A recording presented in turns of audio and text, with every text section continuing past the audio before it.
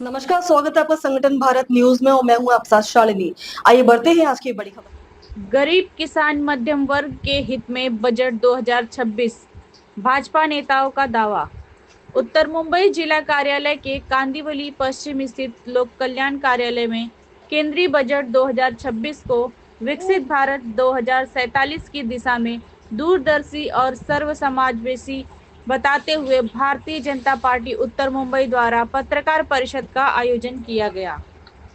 भाजपा उत्तर मुंबई प्रसिद्धि विभाग द्वारा आयोजित इस पत्रकार परिषद में पूर्व सांसद श्री गोपाल शेट्टी, विधायक श्री अतुल भातखलकर, विधायक श्री योगेश सागर, विधायक श्रीमती मनीषा चौधरी, विधायक श्री संजय उपाध्याय, कार्यक्रम प्रमुख निखिल व्यास, जिला महामंत्री बाबा सिंह, रश्मिकांत अप्पा बेलवलकर, प्रसिद्धि प्रमुख नीला कनुभाई राठौड़ सोनी सहित अनेक पदाधिकारी उपस्थित रहे।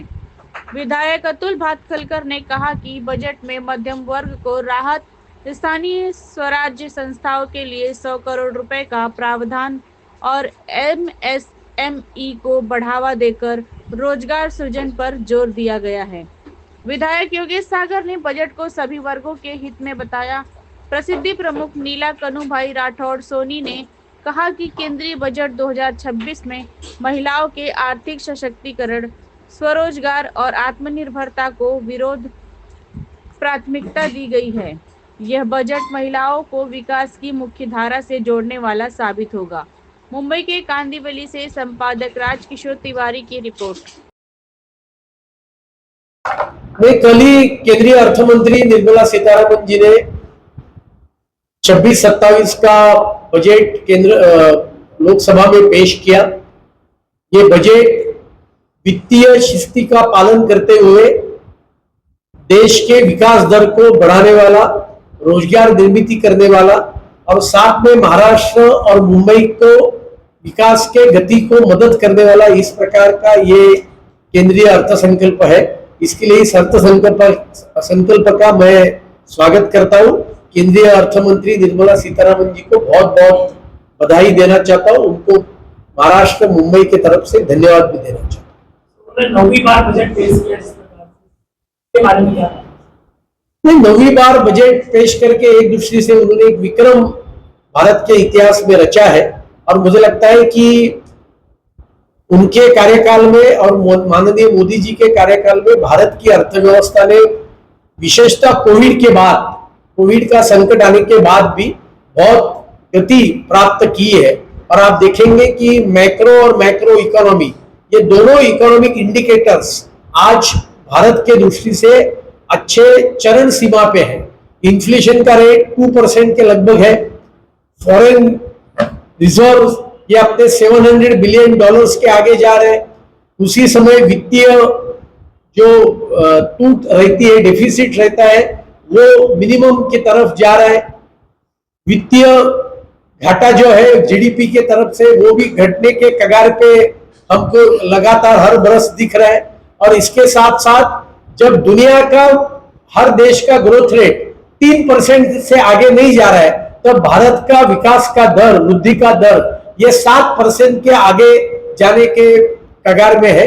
मुझे लगता है कि भारत की अर्थव्यवस्था ये बहुत अच्छे परिस्थिति में है और उसका पूरा श्रेय केंद्र सरकार के सटीक इस प्रकार के आर्थिक नीतियों को जाता है। विपक्ष बार बार कह रहा है कि चुनाव को लेकर जिस प्रकार से बंगाल में चुनाव, यूपी में चुनाव होने वाले, उसको लेकर ये बजट पेश किया गया। देखो, विपक्ष को कुछ ना कुछ गलत बातों को निकालना और गलत बातें पेश करना ही विपक्ष के लोगों का धंधा बना है। कि केरल का भी जिक्र किया है, रेयर अर्थ के विषय को लेकर, उड़ीसा को भी लेकर जिक्र किया। तो उड़ीसा में चुनाव है क्या? महाराष्ट्र को इतनी बड़ी सहायता दी है तो महाराष्ट्र में कोई चुनाव है क्या? और इसके लिए जब केंद्रीय अर्थमंत्री बजट पेश करते हैं तो पूरे भारत का चित्र सामने रखते हुए नॉर्थ ईस्ट को टूरिज्म को लेकर इतनी सारी रियायतें दी है। तो नॉर्थ ईस्ट में कौन सा चुनाव है? बिहार में कौन सा चुनाव है? जो टूरिस्ट सर्किट पूरे देश में निर्माण करने की घोषणा उन्होंने की है। मुझे लगता है कि विपक्ष ने बड़ा दिल दिखाकर इस बजट का स्वागत करना चाहिए। वित्तीय शिस्त का पालन किया है और विकास का दर भी बढ़ाने का काम किया है। इसके कारण रोजगार निर्मित बड़े पैमाने पे देश में होगी। सर एजुकेशन को लेकर क्या फंड का प्लानिंग है? एजुकेशन को लेकर बहुत सारी योजना है। अभी उसके डिटेल्स तो आपको बजट के आंकड़े देखेंगे तो आपको ध्यान में आएगा, लेकिन जैसा मैंने कहा कि अभी जो धोरण स्वीकारा है नई शिक्षा नीति के अनुसार, आप देख रहे हैं कि 3 महीने में एक बार एक फॉरेन की नई यूनिवर्सिटी यहाँ अपना विद्यापीठ खोलने की घोषणा कर रही है। साथ में नई शिक्षा नीति के कारण मातृभाषा में शिक्षण देने पर बल दिया है, और इसके लिए मुझे लगता है कि शिक्षा नीति को लेकर बहुत सारे अच्छे कदम इस बजट के माध्यम से और बजट के पहले भी केंद्र सरकार ने उठाए। सर वित्त मंत्रालय में भी कभी फाइनेंस महाराष्ट्र में कभी बजट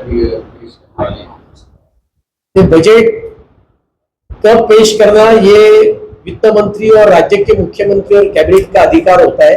23 फरवरी से महाराष्ट्र विधानसभा का वित्त से सत्र चालू होगा, वो उसकी घोषणा उचित समय पे करेंगे।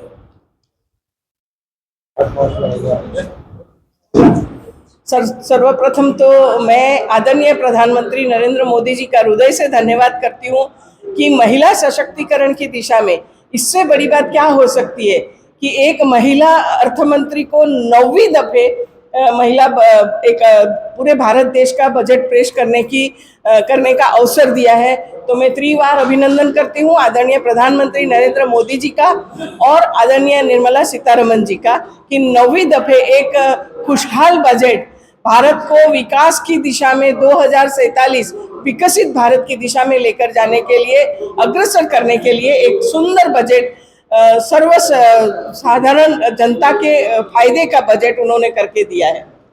इस बजट में हेल्थ एंड एजुकेशन के ऊपर क्या ध्यान दिया गया? हेल्थ और एजुकेशन के दिशा में ऐसा है कि मैं अभी उड़ीसा के दौरे से आई हूँ, वहाँ पर बहुत बड़ी एक एम्स बन रही है। अब उड़ीसा जैसे एक दूर सुदूर के राज्य में भी अगर हेल्थ के बारे में इतना प्रावधान किया जाता है तो आप समझ सकते हैं कि हमारी सरकार एनडीए सरकार आरोग्य के और शिक्षा के दृष्टि में आज बहुत सारे महाविद्यालय बहुत दुगनी गति से बन रहे हैं। यहाँ पर मैं जानती हूँ जहाँ तक एयरपोर्ट महाविद्यालय और अपने महाचिकित्सालय बनने जा रहे हैं, तो ये बहुत बड़ी बात है कि बजट के अंदर इन सभी चीज़ों का प्रावधान किया गया है।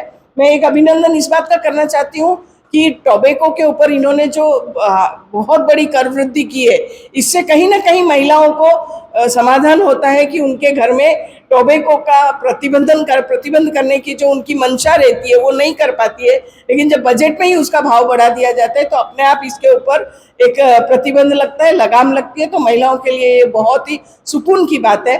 12 लाख रुपए का टैक्स फ्री करके आज महिलाओं की तरतूत बढ़ गई है। महिला टैक्स पेयर 37% बढ़ी है पूरे देश में।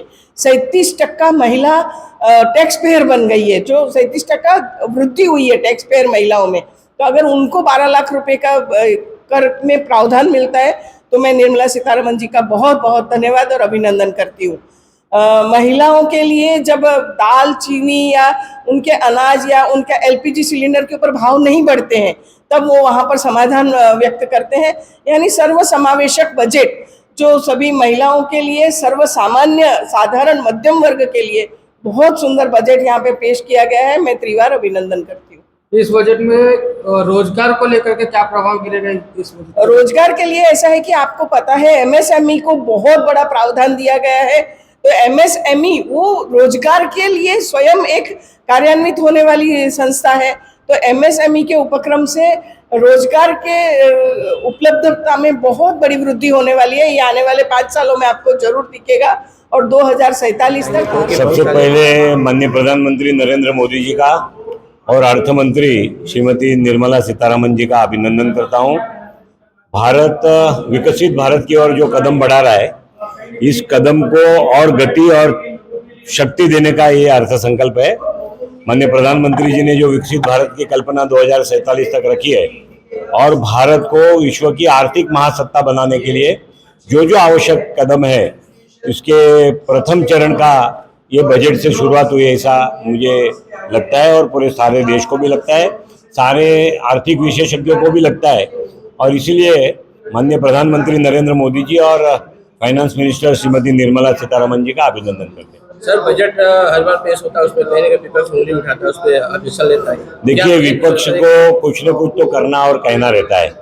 अगर सरकार के पक्ष में विपक्ष बात करेगी तो विपक्ष अपना जो बचा हुआ जनाधार है वो भी खो देगी, और इसलिए विपक्ष का काम बजट पूरा संसद में रजू करने से पहले भी या प्रस्तुत करने से पहले भी वो उसके बारे में प्रतिक्रिया देने की शुरुआत करते हैं, और इसलिए विपक्ष के लोगों ने बजट को समझना चाहिए, पूरी तरह पढ़ना चाहिए।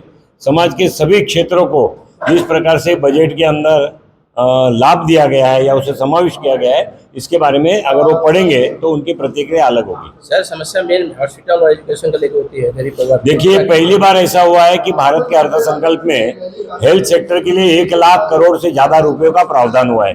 देश की आजादी के 75 साल के बाद पहला बजट ऐसा है कि जिसमें देश के हेल्थ के सब्जेक्ट को, देश के आरोग्य के विषय को माननीय प्रधानमंत्री जी ने और निर्मला सीतारमन जी ने, फाइनेंस मिनिस्टर जी ने 1 लाख करोड़ से ज्यादा रुपए का प्रावधान किया है। इसलिए ये कहना गलत है कि बजट में आरोग्य के विषय में उन्होंने कुछ कम किए। सबसे अधिक पैसा इस साल मिला है। एजुकेशन को लेकर कहना चाहिए। शिक्षण के बारे में सर्व शिक्षण अभियान की नीति चलाई जा रही है। शिक्षण का विषय केंद्र और राज्य सरकार से और स्थानिक स्वराज्य संस्था जैसे महापालिका मुंबई की प्राथमिक शिक्षण की जवाबदारी लेती है, तो शिक्षण के बारे में भी पूरा प्रावधान ये बजट क्षेत्र में किया गया है। नए विश्वविद्यालय खोलने के और इंडस्ट्रियल कॉरिडोर जहाँ पर है, वह औद्योगिक महारास्ते जहाँ पर बनने वाले हैं, उसके करीब में देश के 4 बड़ी यूनिवर्सिटियां बनाने की भी घोषणा इस बजट में की गई है। खबरों में अब तक के लिए बस इतना ही। फिर होगी आपसे मुलाकात, तब तक के लिए नमस्कार और देखते रहिए संगठन भारत न्यूज। ऐसे ही लेटेस्ट अपडेट पाने के लिए हमारे चैनल को सब्सक्राइब करें और तुरंत नोटिफिकेशन पाने के लिए बेल आइकन दबाना ना भूलें।